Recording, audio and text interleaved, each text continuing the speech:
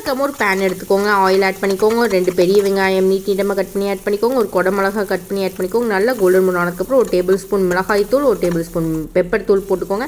அப்புறம் pizza sauce 5 tablespoon add பண்ணிக்கோங்க. நல்லா வணக்கிக்கோங்க. நல்லா பச்சை வாசம் போனதுக்கப்புறம் 1 tablespoon tomato sauce add பண்ணிக்கோங்க. நல்லா வணக்கி விட்டுட்டு பொரிச்ச சில்லி சிக்கன் எடுத்து நல்லா பிச்சு போட்டுக்கோங்க. எலும்பு எடுத்துட்டு இப்போ அதை ஆட் பண்ணி நல்லா கலரி விடுங்க. ட்ரையான சில்லி சிக்கன் மஞ்சூரியன் ரெடி. சூப்பராக இருக்குங்க டேஸ்ட்டு.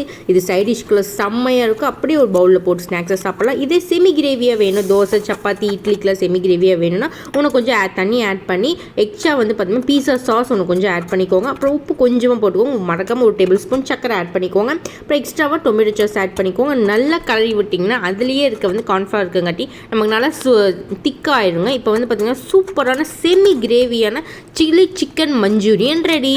எல்லா சைடிஷ் சப்பாத்தி, தோசை, பூரி, பரோட்டா சூப்பராக இருக்கும். கண்டிப்பாக ட்ரை பண்ணுங்கள்.